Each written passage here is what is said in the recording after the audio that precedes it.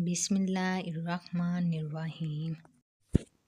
حضرت سعد رضی اللہ تعالیٰ عنہ سے راوی ہے کہ رسول کریم صلی اللہ علیہ وسلم نے فرمایا، مچھلی والی یعنی حضرت یونس علیہ السلام کی وہ دعا جو انہوں نے مچھلی کے پیٹ میں اپنے پروردگار سے مانگی تھی، یہ ہے آیت: لا الہ الا انت سبحانک انی کنت من الظالمین۔ تیرے علاوہ کوئی معبود نہیں، تو پاک ہے، بے شک میں ظالموں میں سے تھا۔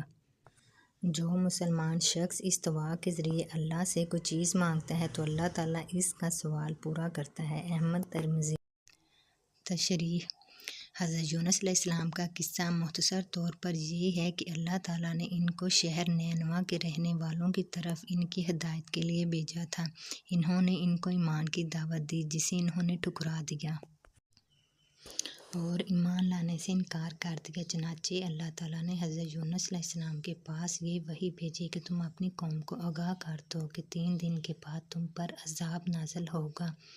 حضرت یونس علیہ السلام نے ان کو آگاہ کر دیا اور خود اس شہر سے نکل گئے۔ وقت مقرر پر ایک سیاہ ابر ظاہر ہوا اور قریب ہوتے ہوتے اس شہر پر آ کر رک گیا اور اس میں سے ایک قسم کا دھواں نکلنے لگا۔ جب شہر والوں نے دیکھا کہ اب عذاب نازل ہوا چاہتا ہے تو سب اپنی بیویوں، اپنی اولاد، اپنے جانوروں کو لے کر جنگل کی طرف نکل کھڑے ہوئے اور وہاں آدمیوں اور جانوروں کے بچوں کو ان ماؤں سے الگ کر کے گریہ زاری کے ساتھ اپنی آوازیں بلند کیں اور اپنے کفر و گناہ سے توبہ کر کے ایمان لائے اور یہ پکار اٹھے کہ اے زندہ، اس وقت سے کہ کوئی زندہ نہ تھا، تیرے علاوہ کوئی معبود نہیں۔ اس کے بعد اللہ تعالیٰ نے وہ عذاب جو ان پر مسلط تھا ٹال دیا۔ کچھ عرصے کے بعد حضرت یونس علیہ السلام اس شہر کی طرف آئے تاکہ دیکھیں اس شہر اور شہر والوں کا کیا حال ہوا۔ انہوں نے دور سے دیکھا کہ شہر اسی طرح آباد ہے جس طرح کے پہلے تھا اور شہر والے زندہ و سلامت ہیں۔ یہ دیکھ کر انہیں بڑی شرم محسوس ہوئی کہ میں نے تو ان سے کہا تھا کہ 3 دن کے بعد تمہارے اوپر عذاب نازل ہوگا، مگر عذاب کا کہیں نام و نشان بھی نہیں ہے۔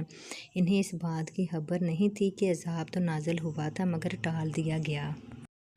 برکیف وہ یہ سوچ کر کہ ایسی صورت میں شہر جانا مناسب نہیں ہے، وہاں سے واپس ہوئے اور دریا پر پہنچ کر تاکہ اس پار چلے جائیں۔ کشتی تیار تھی، وہ کشتی میں بیٹھ گئے۔ ان کے بیٹھتے ہی ایسا محسوس ہوا جیسے کشتی اپنی جگہ پر جم گئی ہو۔ بہت ہی کوشش کی گئی مگر کشتی نے ہلنے کا نام بھی نہ لیا۔ ملاحوں نے کہا کہ ایسا معلوم ہوتا ہے کہ اس کشتی میں کوئی ایسا غلام بیٹھا ہوا ہے جو اپنے مالک سے بھاگ کر کھڑا ہوا ہے، اسی لیے یہ کشتی نہیں چل رہی۔ اور یہ کہہ کر انہوں نے کشتی میں بیٹھے ہوئے تمام مسافروں میں قرعہ ڈالا اور قرعہ میں حضرت یونس علیہ السلام کا نام نکلا۔ حضرت یونس علیہ السلام نے کہا کہ بے شک میں ہی بھاگا ہوا غلام ہوں۔ اس کے بعد خود ہی وہ دریا میں کود گئے اور ایک مچھلی نے اللہ کے حکم سے انہیں نگل لیا۔ اللہ نے مچھلی کو حکم دیا کہ انہیں اپنے پیٹ میں محفوظ رکھا جائے۔ چنانچہ حضرت یونس علیہ السلام مچھلی کے پیٹ میں پڑے رہے اور مچھلی انہیں لیے دریائے نیل، دریائے فارس، دریائے دجال میں پھرتی رہی اور حضرت یونس علیہ السلام بارگاہ الہی میں یہ عرض کرتے رہے، آیت: لا الہ الا انت سبحانک انی کنت من الظالمین۔ اے اللہ، تو معبود، حاکم اور مطلق ہے، تیری ذات پاک ہے، میں نے اپنے اوپر ظلم کیا ہے۔ بائیں طور کہ میں تیری اجازت کے بغیر اپنی قوم سے نکل بھاگا۔ چنانچہ حق تعالیٰ نے ان کی دعا قبول فرمائی اور مچھلی کو حکم دیا کہ انہیں نصیبین کے ساحل پر کہ جو شام کا ایک شہر ہے اپنے پیٹ سے نکال دے۔ مشکوٰۃ شریف، حدیث نمبر 2319۔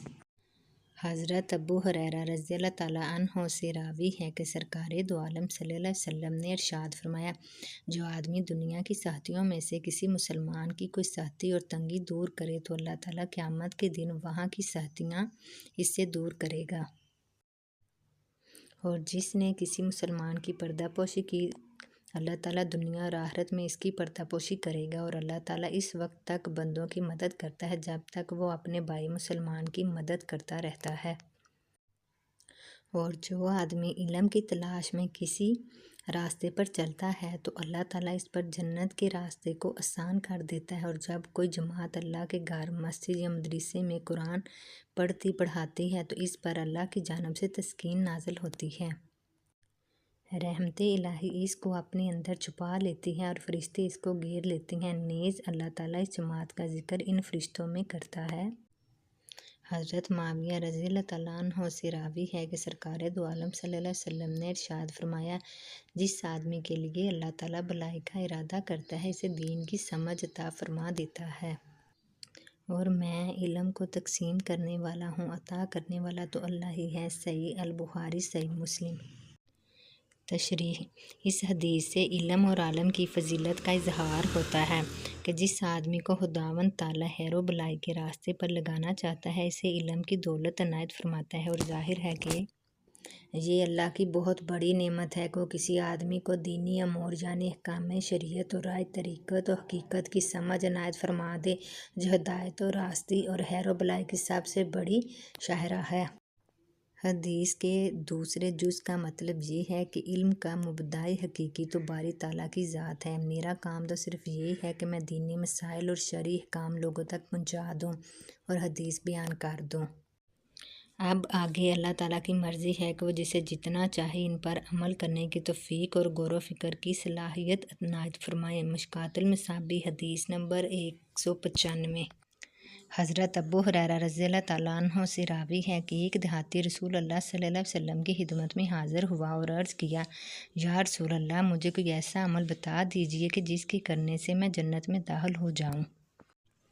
آپ صلی اللہ علیہ وسلم نے فرمایا، اللہ کی عبادت کرو، کسی کو اس کا شریک نہ ٹھہراؤ، فرض نماز پڑھو، فرض زکوٰۃ ادا کرو، اور رمضان آئے تو روزے رکھو۔ یہ سن کر دیہاتی نے کہا، اس ذات کی قسم جس کے قبضے میں میری جان ہے، میں نہ تو اس پر کچھ زیادہ کروں گا نہ اس میں سے کچھ کم کروں گا۔ جب وہ دیہاتی چلا گیا تو رسول اللہ صلی اللہ علیہ وسلم نے فرمایا، جو آدمی کسی جنتی آدمی کو دیکھنے کی سعادت اور مسرت حاصل کرنا چاہے وہ اس آدمی کو دیکھ لے۔ صحیح بخاری۔ تشریح: یہاں یہ اشکال پیدا ہو سکتا ہے کہ آپ صلی اللہ علیہ وسلم نے اس دیہاتی کو اسلامی تعلیمات سے آگاہ فرمایا مگر شہادتین کا ذکر نہیں کیا، حالانکہ بغیر شہادتین کے جنت میں داخل ہونا ناممکن ہے۔ اس کا جواب یہ ہے کہ اول تو وہ دیہاتی یقیناً مسلمان ہوگا جو ایمان لانے کے بعد جنت میں داخل کرنے والے عمل کے بارے میں سوال کر رہا تھا، دوسرا یہ کہ سب ہی جانتے ہیں کہ بغیر شہادتین کے تمام اعمال بیکار ہیں اور اس کے بغیر جنت میں دخول ہی ممکن نہیں، اس لیے شہادتین کے ذکر کی ضرورت نہیں سمجھی گئی۔ یہاں صرف 3 فرائض ذکر کیے گئے ہیں، بقیہ فرائض کا ذکر نہیں کیا گیا۔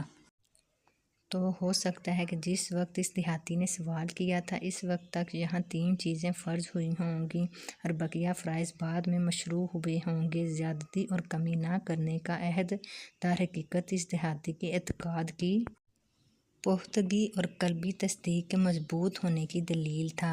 گویا اس کا مطلب یہ تھا کہ میرے دل میں ایمان اسلام کی لذت اور اس کی حقانیت اور صداقت کی کیفیت اور آپ صلی اللہ علیہ وسلم کے احکام و فرمان کی بجا آوری کا داعیہ اس مضبوطی اور پختگی کے ساتھ ہے کہ نہ تو اس سوال پر کسی قسم کی زیادتی کی حاجت ہے اور نہ جواب کی معنیت و جامعیت اور اس کی اہمیت کسی قسم کی کمی کی روادار ہے۔ چنانچہ اس دیہاتی کے یقین کی اسی کیفیت اور اس کی اسی شگفتگی محبت اور احکام شریعت کے مطابق اس کے اسی جذبے اطاعت کو دیکھ کر لسان نبوت نے اس مخلص انسان کے جنتی ہونے کی خوشخبری سنائی اور اعلان فرمایا کہ اگر کسی آدمی کو تمنا ہو کہ جنتی آدمی کو دیکھے اور کسی جنتی کو دیکھنے کی مسرت اور سعادت حاصل کرنا چاہے تو اس آدمی کو دیکھ لے۔ مشکوٰۃ المصابیح، حدیث نمبر 13۔